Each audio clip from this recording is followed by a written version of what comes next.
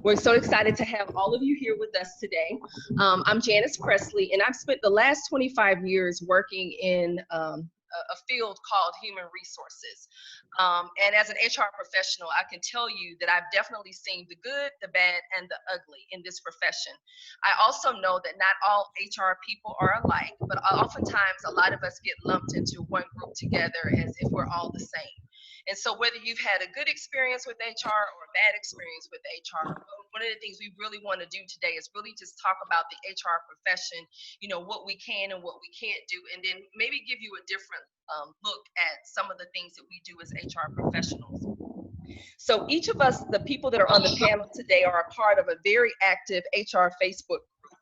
And we felt the need to really come out and address some of the things and concerns that have been brought forth by our HR peers as their concerns, and a lot of things that we've seen posted in social media about HR today.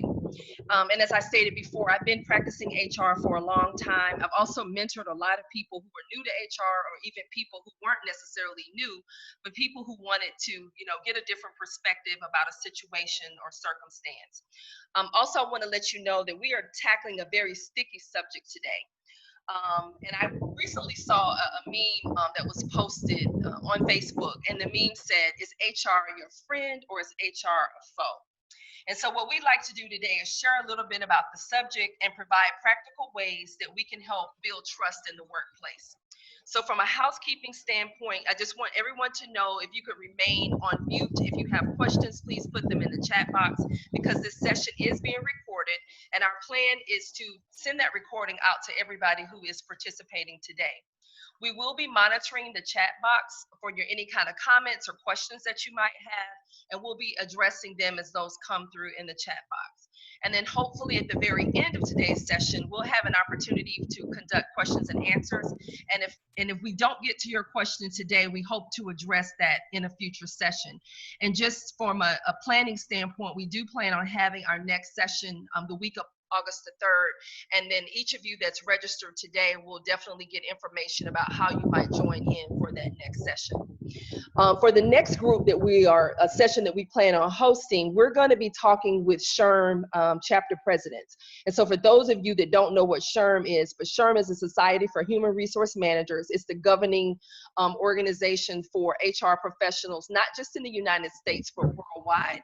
And they also have a pretty good say as to how the HR function is envisioned for people, not only in the US, but also internationally. So before we proceed with today's session, I'd like to read a disclaimer.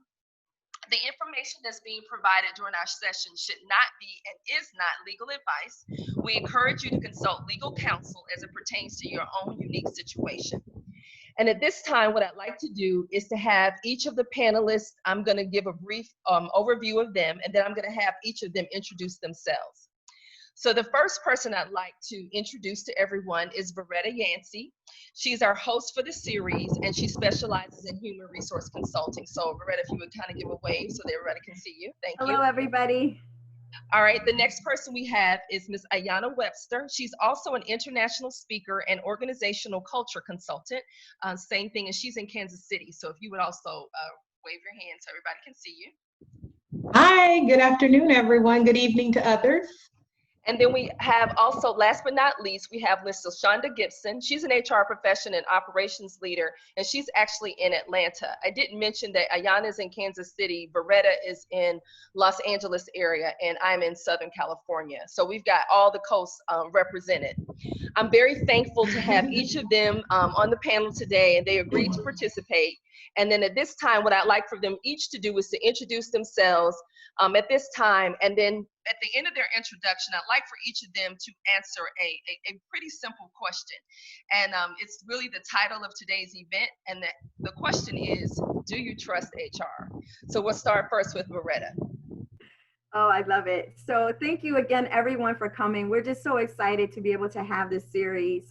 I am an HR professional, as Janice mentioned. I've been in this space for many years. I have my own consulting company, Man HR Consulting Group, and I specialize in being from each HR director to working on special projects in the HR space. So just excited about what we're doing. And a few weeks ago, I met with a few of the HR professionals in a Facebook group, and we've actually formed a collaborative. And this is one where we want to be an extension to the HR community. And so you'll hear more about being a part of that and how we can support HR. So Janice, to answer your question, would you ask the question again? HR? Yeah. Do you trust HR? Do you trust HR? That's a hard question, because as an HR person, you know, and a person who's been in that space for so long, we have so many opportunities to build trust, and that's what we'll be talking about today. And so let's leave that open for some discussion further. All right, I got it. Hey, I appreciate it. Ayana, you're next. I like that answer, Beretta. I think I'll try that as well. So good afternoon, everyone. My name is Ayana Webster, as Janice said, and I'm in the Kansas City area. I've worked in HR for 15 years in various capacities. Much of the work that I've done in HR has been the friendly side of HR, which is learning and development. And so I also have an HR consulting company, or an organizational development and culture consulting company, and really found my niche in that space relative to HR based off of my passion to really help to change cultures in organizations and to help people to thrive. And so to your question, Janice, I would say that I trust HR to do exactly what it is HR will do. And I think it depends on the organization. And I think that also depends on the culture of that organization. So it's fluid, and it is definitely depending on the organization itself, how I give trust to that particular HR function. All right, thank you. And LaShonda. Hi, everyone. I'm LaShonda Gibson. I'm located in Atlanta. I got into HR when I was 20 years old, and it was kind of by accident. I could type, and I was on special projects, and I was working for a temp company, and I got up to like 20,000 keystrokes on the 9 key in payroll. So I wanted to advance my career, and I started trying to figure out how could I advance my career. And I saw that, or I learned that payroll fell under HR. So that's kind of how I got started. And do I trust HR? So I'm working freelance. So one thing I learned about HR is you get to use HR everywhere you go once you become a true HR professional, whether it's on the entrepreneur side, which is more of what I love, or whether it's in a corporate environment. And I think that if you go places and you find that you're always the voice of reasoning, then you know that you are a true HR professional, and you know that people trust you. So I think HR starts with you as a professional building trust from other people, and then you're going into organizations and kind of making your stamp there. So I would say you should be able to trust HR. Great. Ladies, thank you so much for your responses. And because, to be fair to you, I want to answer the same question. So again, I'm Janice Presley. I'm in Southern California. I am between opportunities right now. I actually start a new role in a couple of weeks. And so this is kind of something that I'm doing on my free time. I would say that in answering the question, do I trust HR? I would say yes and no. I trust me. I know what I'm going to do. And I always tell people that when I do HR, I have to be able to sleep at night. So if I'm your HR person, you can trust me, because I'm going to do the right thing by you, often, maybe even often to the detriment of myself, because a lot of people say that they don't trust HR, they don't like HR. And so one of the things I did in preparation for today was I kind of pulled together 10 reasons that people don't trust HR, or they don't like HR. And I just want to read those to you just to see if anything resonates from anyone that's in the group today. It says, HR people seem to take the company side in any interaction, never the employee side. And I will tell you from my standpoint, that is not true, because I always take the employee side, especially if the employee was right. The second one is HR people seem to want to get employees in trouble for tiny infractions. And I will tell you that we don't get people in trouble for tiny infractions. The employees get themselves in trouble for tiny infractions, like being late consistently, etc.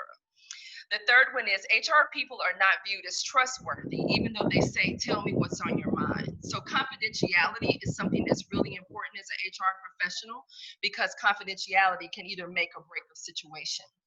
The fourth one is HR people stand idly by while incompetent and abusive supervisors get promoted and mistreat employees. And I will tell you that sometimes that does happen, but it is definitely a role of HR to be an advocate, not only for the employees, but also an advocate for the companies and call out the wrong.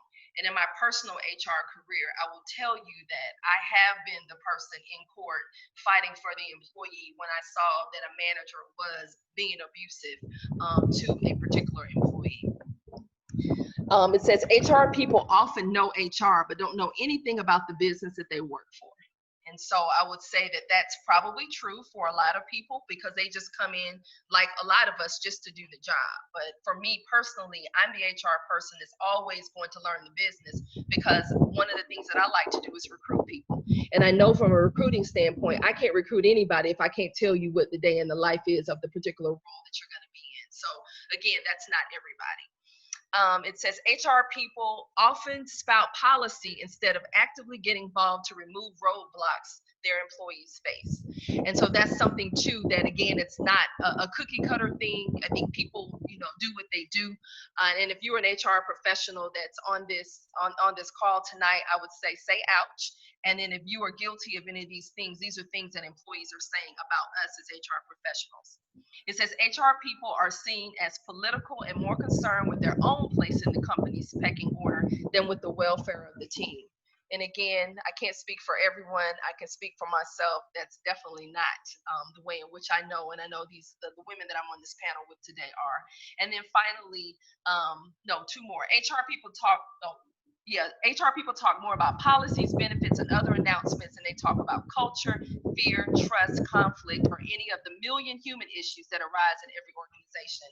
And because we have Ayana on here, she's a culture person. So if I were in need of a culture change within my HR organization, I would be the person to call her and say, hey, Ayana, I need you. This is my situation, because that's not my expertise. Culture is not my expertise. And I think one of the things that happens in HR is that we tend to be the jack of all trades, the master of none. We get pulled into a lot of different projects and things that are not our expertise. And so when you get pulled into doing a project that you don't know something about, what happens? You're most likely going to make mistakes or not do it to the best of your ability. So again, if you're an HR person, one of the things I implore you to do is to know that there are people that have specialties that you don't have and can give insight on things that you can't give insight on, and to bring other people to the table. And then finally, it says HR people often have trouble seeing the human side of an issue from time to time. From a time off request to a variation in a pay grade or hiring issue, they focus instead on keeping every process uniform and exception free. And then the last one is HR people can be ministers of culture in their organizations, but they too often seen as culture killers. So that's definitely a mouthful. So I want to go ahead and open up the panel, and I have some questions that I'd like to ask each of the participants today. And Ayana, you're first. So the question is, there's a perception out there that HR is an advocate for company, not the employees. There was a Facebook posting that screamed out, HR is not your friend. They are the company's friend. Don't say I didn't tell you. What are your initial thoughts and steps that HR can do to change the narrative? And do you agree with that statement? Yeah, Janice, I remember seeing that posting go around. So obviously it made the rounds on Black Twitter and every place else. But what I would say is, think about your friend, someone that you call a friend. So a friend is someone, of course, that you trust. You share information with them. They're someone that's going to support you, someone that has your best interest at heart. And so when you think about what a friend is, I think we all can possibly agree that that's not the role of HR. So the role of HR is not to be your friend. However, they should be an advocate, and you should, in a healthy culture, you'll hear me say that a lot, in a healthy culture, you should be able to take issues and concerns. But HR, they do represent the organization and should represent you well. With that in mind, what I say to individuals is if you're dealing with an HR issue, you might want to seek external resources, right? And so that may be an HR consultant, someone who does work with individuals on employee issues, your local EEO office.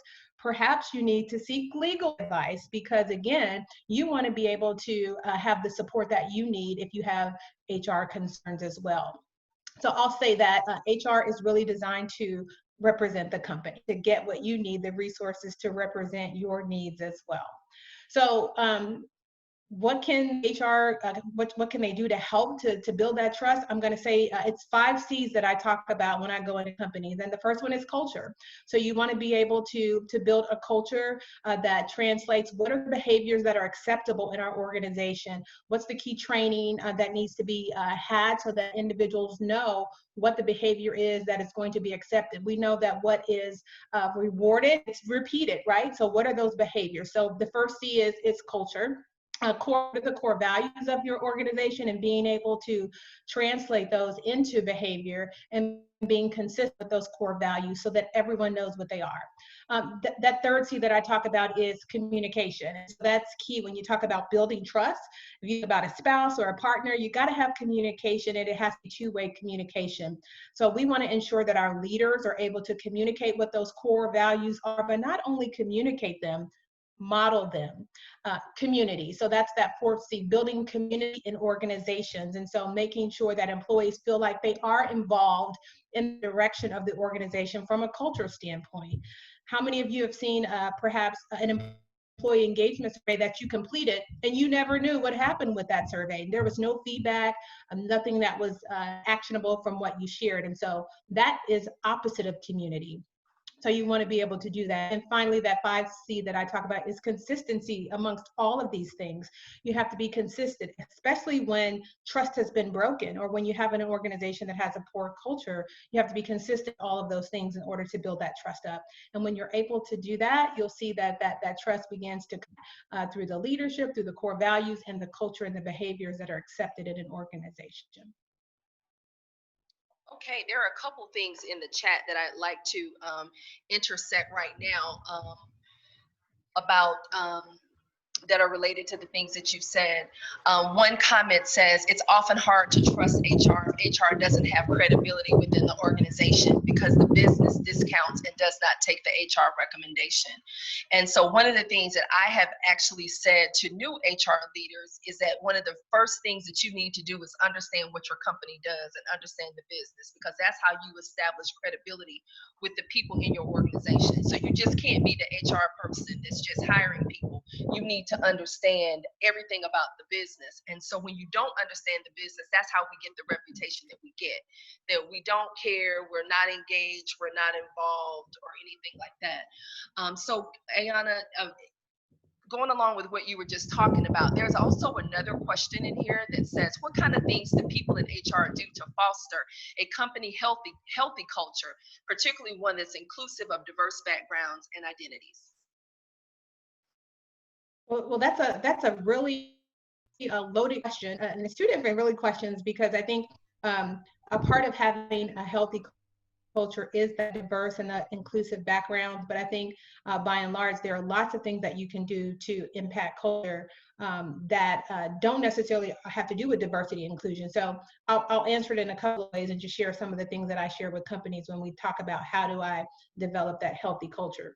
The first is to understand culture is behavior. So it goes back to those 5 C's, to understand what are the behaviors that are acceptable in this organization amongst peers, among employee to manager or supervisor, that we are going to reward and that we're to continue to ensure those behaviors happen on a daily basis to create a place that I want to come to. So that is about, again, core value behavior. So that could be integrity, that could be customer service, that could be respect, that could be we value inclusive perspectives. Whatever that looks like for your organization, it really starts with that foundational definition of what are the behaviors that are acceptable. And when those behaviors, when we don't see those show up, that we address them, all people on the carpet, we send them, as someone said, to the principal's office, if that's what that means, but we don't reward bad behavior. And so that's really foundational. When you think about inclusion, to your second part of the question, is to be able to understand, what does inclusion mean to your organization? Because we can say that, I look at this chat and I see the word inclusion, that means different things to different people. We might be talking about diversity of thought, or we might be talking about people of color, or we may just be talking about being able to do job rotations. What does that mean? So it goes back to defining what the key behaviors and core values are, and then holding people accountable for that behavior in an organization. Great, that was phenomenal.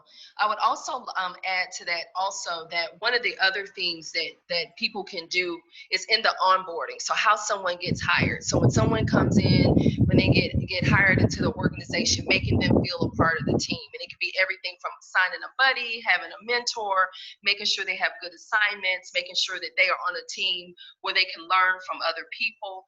And that also helps to build the inclusiveness, and especially if you are in an organization that has either a lot of minorities or not a lot of minorities, that it can be, kind of intimidating, especially for a new person.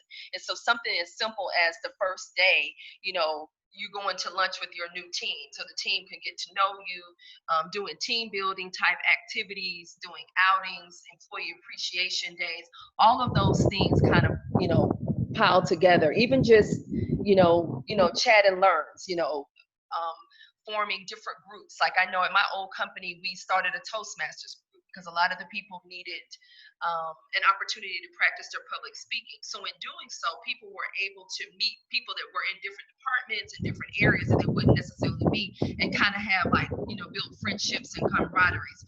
But the one thing that I will tell you that I know, especially as people of color, we're not necessarily the people to go to work to make friends, even though if friends happen, that's a bonus. And I know that some people in other cultures, they go to work to make friends. So I think that's the other thing, just really kind of understanding the differences in the people and what their expectations are. And again, everybody's not coming to work for the same thing. While some people are coming to work to make friends, others are coming to get a paycheck because they've got bills to pay, or they're coming to work and they're going to do their best. They're not going to be about the, sideline chats and different things like that. So hopefully the person that asked that question, that was an answer for them. So I'm going to go ahead to the second question, and this one is for Veretta.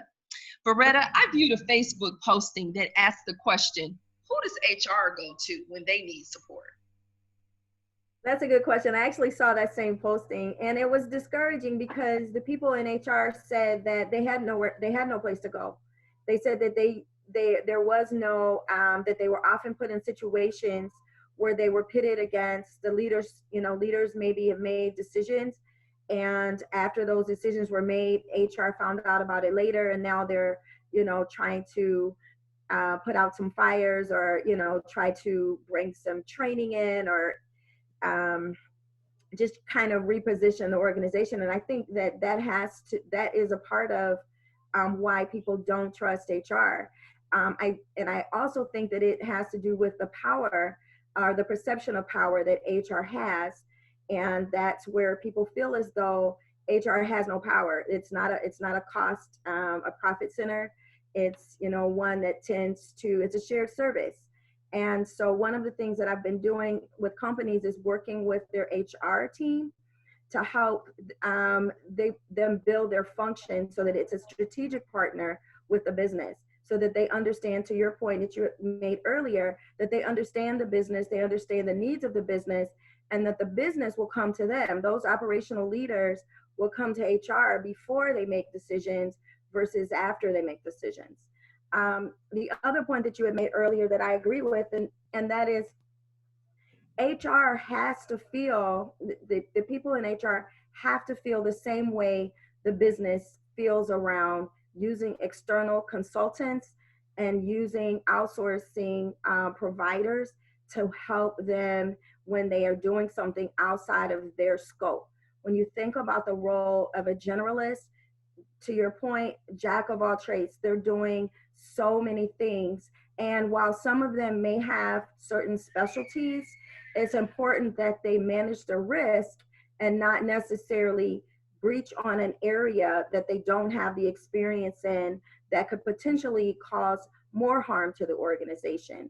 So as I mentioned earlier, the organization that I'm working with now and putting together is a resource for HR professionals. We specifically want to be a place where HR professionals can come to us and say, hey, we got this special project, whether it's something as formal as an HRIS implementation or something that's less formal, but still much more important, and that's those diversity and inclusion efforts that companies are starting to take on now. And I did want to mention, Ayana had made a point around what does inclusion mean and how that is different for everybody. One of the things that I've been in this minute for a minute now, and I remember this coming through earlier, when they talked about where inclusion, bring your authentic self to work, right? And so we definitely want to get to be, to get to that place, but often as minorities, and that's with any of the diverse, areas, you feel as though, can I bring my authentic self to the workplace without being labeled, right? Because we get so excited about things and we're passionate about, issues, but then it's the angry person, and you get those types of labels. And so we want to make sure that people understand it's really around passion. We have very strong ethics, and we take an oath, as HR to be professional, and we live within that space. So hope I answered your question. Absolutely. There's a comment in the chat box about code switching. And I will tell you that the last organization that I worked with, I was the head of HR for the company, and they had a policy that people could bring their dogs to work. Now, I've been an animal person before, but I don't want an animal coming in my office, licking on my legs, doing whatever. And these people were very happy about the fact that their dogs would run through the office, jump on people. That's now, a it's perk. okay to me. It's a perk. Right. They can, if the dog stays in your office, in your space, but when your dog is roaming around like they live there or they work there, that's crazy for me. And so I would always keep my door closed. I'm sure they said, okay, she's just antisocial, but it's not that. I don't want your dog licking me. I don't want your dog, coming around me, shedding on me, doing it's all just of that. Unnecessary distractions. Right, absolutely. And so again, depending upon the, the organization that you're with, and I feel like as an HR person, I did my part, which was they said they wanted pet insurance. Guess what? We offer pet insurance, but not necessarily wanting your pet to be in my space, stay in your space. So again, I definitely understand that. Definitely kind of crazy. All right, so LaShonda, next question. What resources can HR provide to their employees to show that employees are a priority? Okay, so I'm gonna talk about the most important resource last, but HR departments can offer a number of different things. I think one of the main things being an open door policy for employees to actually feel comfortable to walk through and be willing to share whatever information they have and trust that the HR professional is going to keep it confidential. I've been with companies that did things like weekly meetings, whether it was weekly meetings for employees or weekly meetings for the supervisors, to relay messages back to the upper management. And then there are other things. You can do hotlines, you can call in anonymous and share your thoughts. You can do a drop box, like a comment box where you leave your comments on site or maybe online. Employee surveys to actually get feedback from the employees. You can do, and most companies are doing quarterly reviews, so that's where you really get the chance to speak about how you feel. But one of the most important thing that I think is a resource to the employees are HR professionals. People that are trustworthy, people that are honest. Like you said, Ms. Janice, you're gonna do the right thing. Whether it's the company or the employee, you're gonna stand for what's right. And I think that's the responsibility of HR, but I know that often HR professionals get lost in building personal relationships with people in the company or having their favorite managers.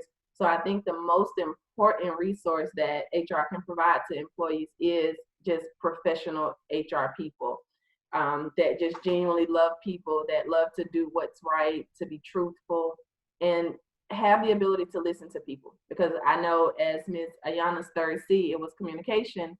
And that's really important. And listening is a part of communicating.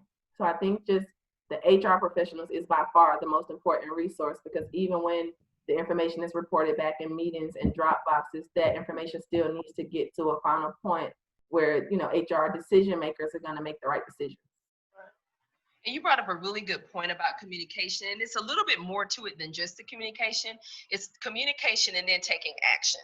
So we as employees can communicate all day long about all of the problems, the issues, what we don't like, what we like, et cetera, et cetera. But if no one takes those things and run with them, and I know in my previous roles, we've had work groups that would take a particular set of topics. So we would get all of the complaints or all of the suggestions, put them together, divide them up amongst the management team, and basically the leader would then be responsible for holding the managers accountable for actually getting something done. And we created something called You Spoke, We Listen.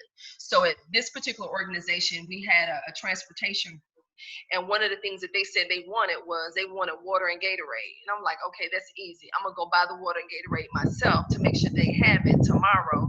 And we basically posted it. You said you wanted water and Gatorade. Guess what? Water and Gatorade is here, you know, to do it. And so those are the things that help to build trust within an organization, because people feel like they're just not putting their suggestions, their ideas, their comments, or different things in a box, that somebody's really actually taking ownership of those things. And again, if you don't have the buy-in from leadership, then I feel like HR is the glue that holds an organization together. So you as the glue HR professional should be trying to figure out how you can make it happen, especially if it's something that's small, not something that's going to cost $1 million. And again, sometimes employees ask for things that you can't get.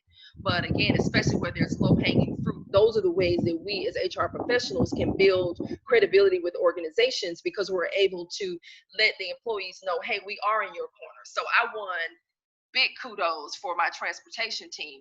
Why?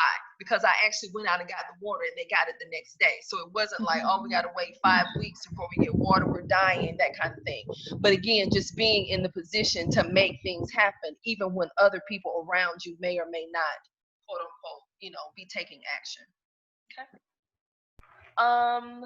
Beretta, question for you. I know that you're planning a session to talk about diverse recruiting practices. There is a perception about various companies' hiring practices. And what are some of the things that they can do to show that they're being fair in promotions and hiring? Right. So one of the things that I'm seeing, so in one of my roles, I write affirmative action plans. And in those plans, we have to work with the clients to talk about what their hiring practices are. And many of these companies have government contracts, and so they are required under, you know, the OFCCP requirements to make sure that they follow, you know, specific guidelines and not have adverse impact. And what we're noticing is that companies are saying, well, we don't know where to find these people, or, you know, these people, this diverse population. It's not just African Americans, right? But it's, you know, it could be veterans, it could be people with disabilities. And they're saying, well, we don't know where to find these people. They're not applying for our jobs. And so one of the things that I encourage HR professionals to do is use those resources, use those external hiring companies, those firms that specialize in that, or even use your own network of African American or diverse people to help you in putting that job description out there and expanding that pool. Because there are many, as you know, qualified, extremely qualified and experienced professionals. And we want to make sure that, one, that their application is being seen and not passed over, right? And I had spoken another panel and we talked about, you know, there was a time where people would take their name off of their resume or exchange, you know, put another name on there and see if, you know, their resume was getting looked at. And so many of us have unique names. I've grown to love Veretta, but I can remember the time where, you know, I really just wanted my name to be Susan or Katie because it's much more popular and it was easy for people to remember and pronounce, you know. But now, you know, I embrace a better Veretta, and but you know, it does stand out on a resume. You know, it screams, you know, this is an African American candidate. And so we want HR and the recruiting professionals to know that having a diverse population within an organization is just like having a diverse team in a sports in a sporting environment, and that you want to get people who have, you know, diversity of thought, like Ayana was talking about, but also from their backgrounds, from their experience, and that just makes it a better team, a better organization. And so I would say we definitely want to um, post positions, and I think it's great for companies to provide feedback, especially to the internal hires, when, you know, when there's promotions or opportunities to, you know, hire within, and they decide on another candidate. Be transparent about why you decided to hire someone else. You know, many people, you know, talk about, well, you know, they actually hired, you know, their friend's son, or their, you know, the boss's daughter, or, you know, something like that. So we definitely want to make sure that we refrain from posting positions that people don't qualify for, and then hire somebody in that position and then try to justify why they're there. Again, that helps to build trust within the organization. Great, thank you. I'm going to go back to a question that's in the chat box, because I think it's really important that we address this. And the question is, it says, with the current climate of racial injustices, how does or would HR address the emotional and mental concerns that some employees may be dealing with? What if there's only one or two people of color in the company? Does HR still address the concern as a whole? And I want to answer that question because I just left an organization where I was the only person of color in the organization. And when everything happened with Black Lives Matter, I spoke up. I told the leadership team that we needed to make a statement. They did it, but they didn't want to do it. And as the senior most leader within the organization that was of color, I will tell you that I did get backlash from doing that, but I know that I did the right thing, because even though the company was full of people who did not look like me, a lot of our younger employees, and I'm going to say 30 and younger, were the people that were doing protests in LA.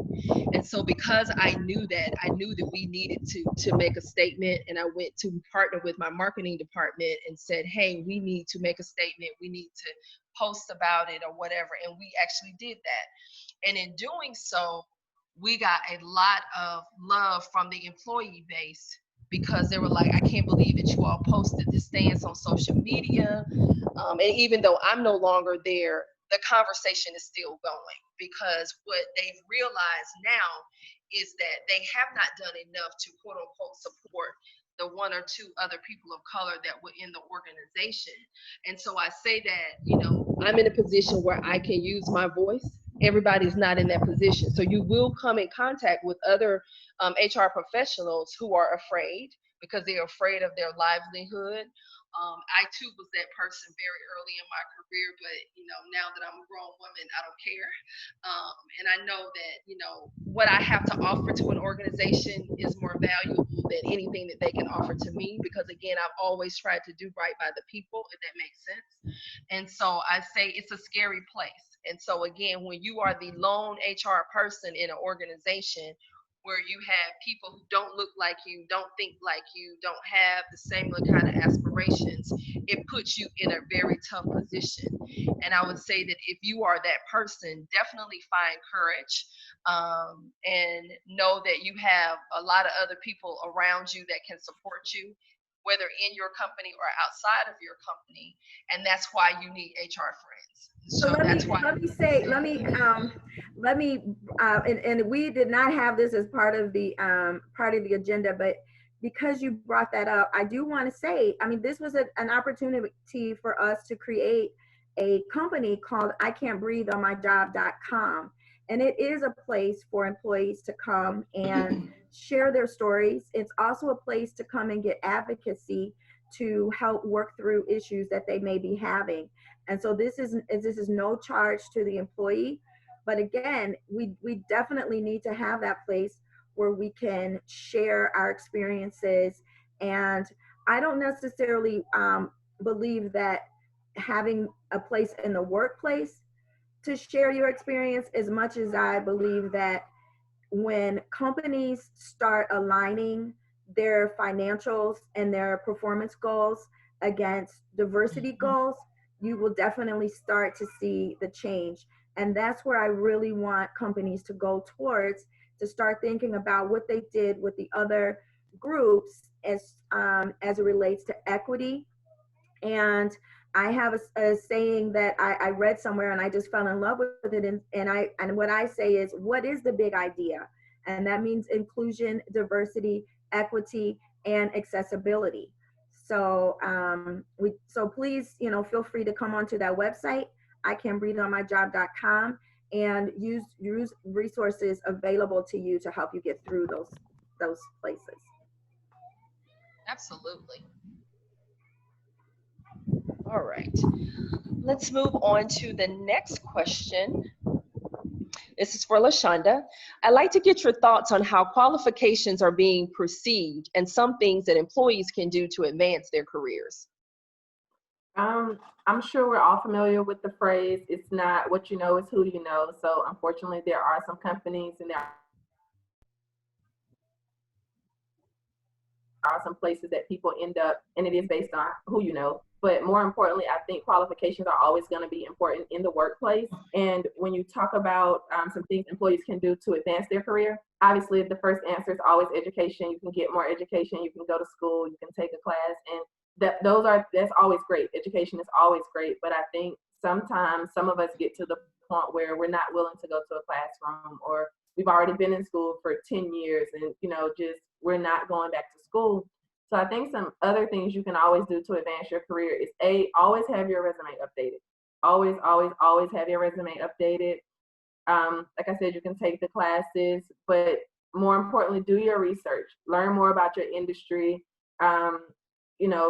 Have the motivation, the self-motivation to read articles, find mentors in your industry, look for HR leaders, for example, here. Whatever industry you're in, just always be looking for a leader or a mentor. And something else that I found very helpful is joining organizations and associations, local associations, statewide associations, national associations. That's actually how I met Ms. Veretta, in an association. So I think that those are just networking. There's a lady, Crystal Khalil. She was the first African-American woman executive for Porsche. And she has a book called Hard Workers Work Hard, Networkers Move Up. So the biggest thing that I think you can always do to advance your career off is that it's just, I have to do my work. I needed to get it done the right way. But I think it's more important that you go out, you network, you meet people, and, you just try to find different things out about your industry. You'll be surprised at what you can find out if you just go outside of your work box and, within your industry to meet other people. I think you brought up a good point. There are a lot of people like those that are on this call that are willing to help, people who are new to their career. You have to be teachable, Right. and take advice and know that, I'm not going to gain anything by helping you be successful. Only you are going to be the gain person. So I think just understanding that, and even reaching out to people on your own jobs, because there are people who are already experts, and just working with those experts to say, I need to learn about this. So I used to work in retail business, and I knew nothing about groceries, nothing about food. And I decided that I was going to take all the training that all the other people took, who actually worked like in a deli or worked, around fresh, produce or whatever. And of course, I took the classes, I passed the exams, I have food safety certification, and I don't even do that. But I did it because I wanted to learn the business. And so in learning the business, I would tell the people that I work with, every day, I want you to teach me something new. And so now I feel like I'm an expert in food, even though I'm not, because I didn't go to school for that, but it's because I learned from other people, from asking questions. And I think that's the other part. Don't be afraid to ask the why. You know, why are you doing this? Don't be a robot at work, just doing things over and over and over again. And don't understand the why behind why you're doing what you're doing. But those are the things that I think can really help people advance their careers. All right, next question, Ms. Ayana. You may have noticed that companies are asking their HR managers and sometimes their generalists to do diversity training for the organization. What are the steps that HR can do to set themselves up for success?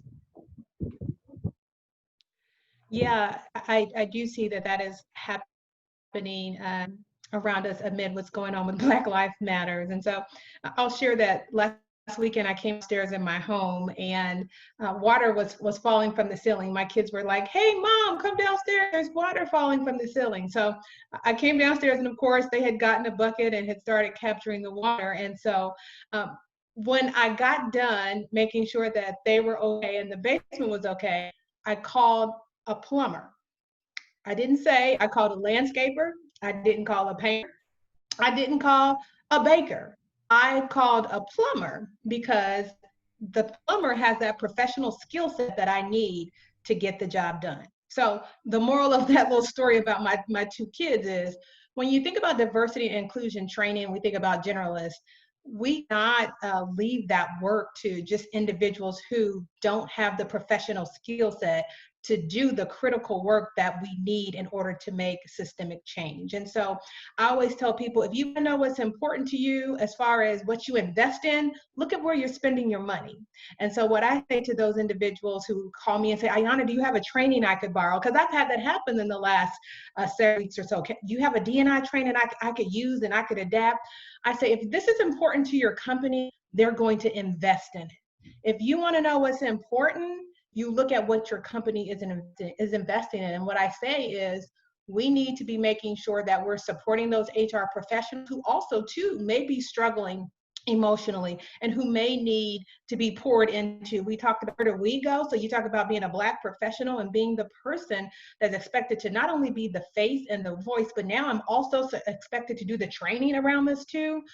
We have to do better. We just have to do better. And so we have consultants on this call. I know Beretta provides services through Man Consulting.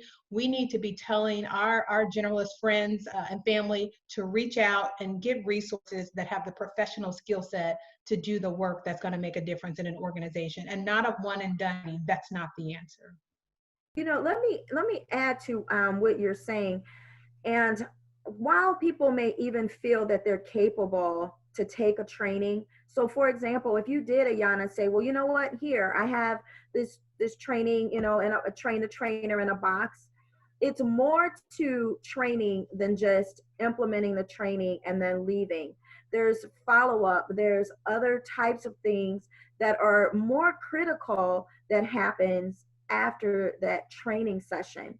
And I would not want to be the HR professional to stand there and allow some of those conversations to be had and people be very uncomfortable and not have an outlet or a place to go to. Where do I go from here? You know, so that's the piece that I would be more concerned about. So yes, while somebody can for certain, you know, take and, you know, train a trainer, absolutely, you can read a script and you can go for it. But it's after that, it's opening up emotions and allowing, you know, that culture to be built. And so having not just one expert, but several experts to help guide that process, because it is a living process. This type of thing does not go away. And as far as I'm concerned, it's just as important as the Me Too movement or any other, you know, women's equity, you know, initiatives that have come through.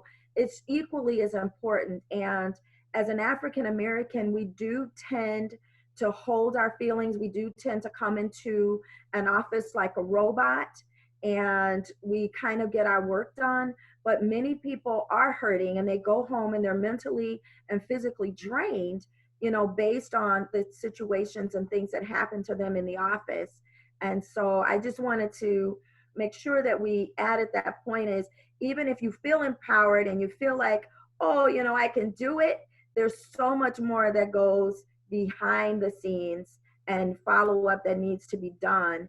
And I think doing it in a more strategic way and partnering with an outsourced agency will bring more credibility to you as an HR professional and the organization. And that's culture work. Right. Absolutely. Awesome. There's another question that's kind of. And let me just tell you about the time too, just Okay. in case I am also looking in the comments to see if we have questions that we haven't addressed, but I want to make sure that we can do wrap up as well too. So Okay. just be mindful. Okay. Got it. There's a question that's kind of related to the last one, and it says, this is for Ayana.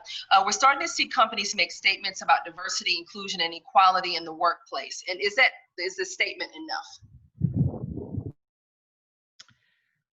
enough? Yeah, I think that the statement is the beginning and not the end. And so it is that acknowledgement that I said to Ira that is happening, and you may be experiencing it and feeling some sort of way about it, but that's just, and so as companies make statements, as they start thinking about what to do, I would encourage them to move beyond the statements and look at systemic change within their organization. Look at things like pay and equity reviews that will make a difference, that will make impact in how people of color, specifically Blacks, are experiencing their organization. Anti-racism and anti-bias training, looking into how we bring that into the culture to make differences and changes.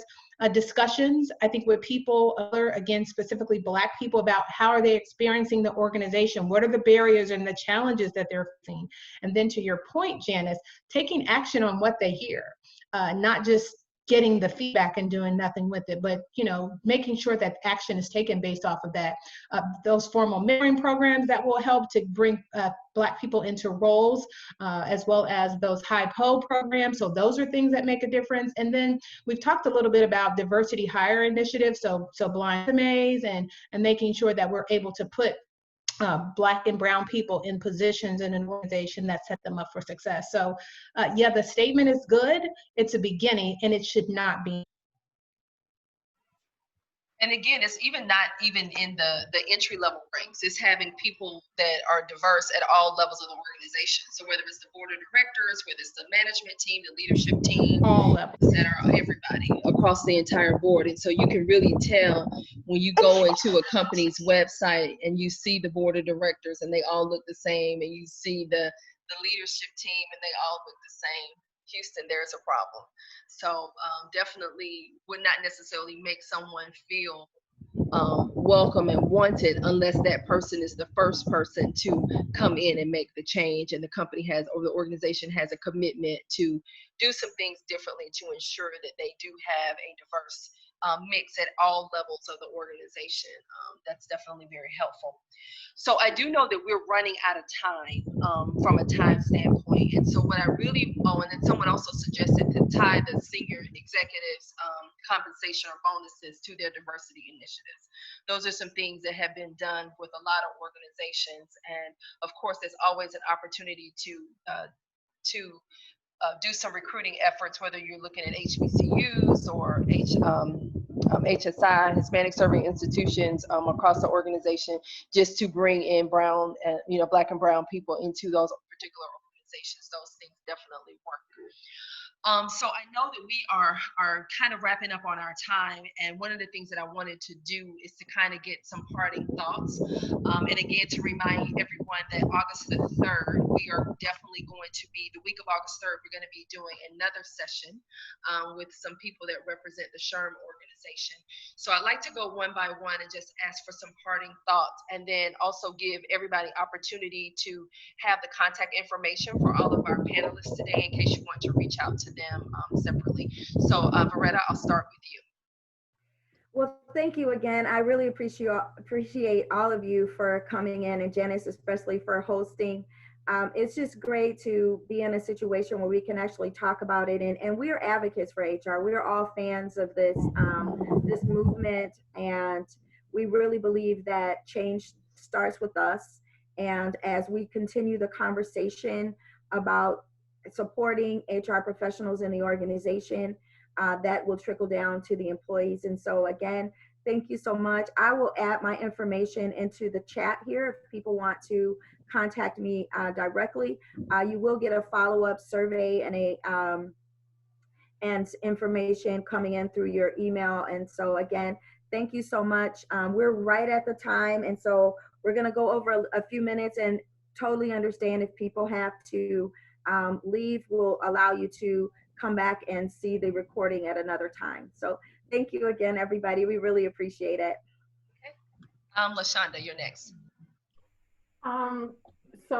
First of all, thank you so much for having me. It was an honor to be here, especially amongst, other HR professionals. And when we're dealing with such a sensitive time and a sensitive climate in the workplace, whether it's you're not comfortable going to your employer, or whether it's because, just the whole Black Lives Matter movement. And then with the COVID-19, I know a lot of us are switching professions, out of work, in between jobs, or just kind of waiting, trying to see what's going to happen. So I know that, okay, so yeah, that's pretty much all I have. And like I said, I really thank you so much for having me here. Thank you. Ayanna, and you're muted. Okay, there you go. Yeah, I would just know the sentiments of all of you ladies, and just say very briefly to everyone that, I talked about these communities, very important. So during this time, I would encourage all of you to get connected in community, whatever that looks like for you, HR professionals, individuals that can support transitions that we're all going through amid what's happening with racial reckoning within the United States and globally.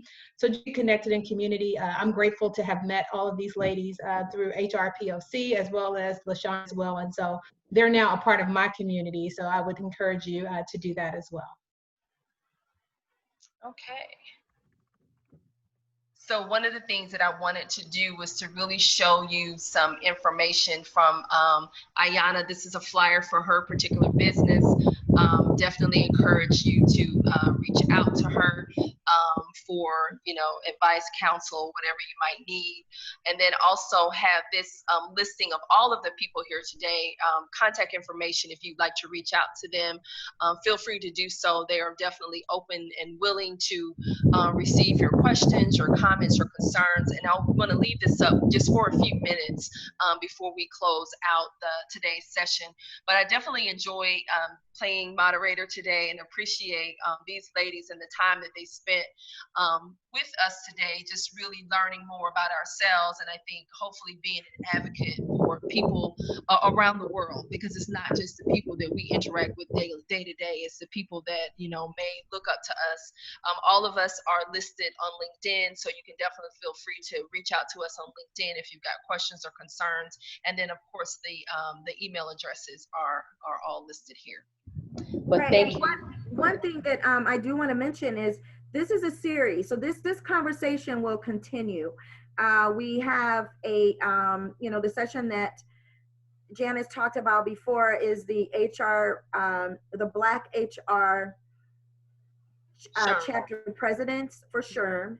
And then we'll have a recruiting session where we'll talk about recruiting and introduce you to some of the recruiters who specialize in placement and services for recruiting. And so any other topics that you feel like we can open up for discussion, please put those in the chat, things that you want to have these conversations about. We want to continue the conversation and be a support to you as well. All right. Need to check and see if there's any more questions.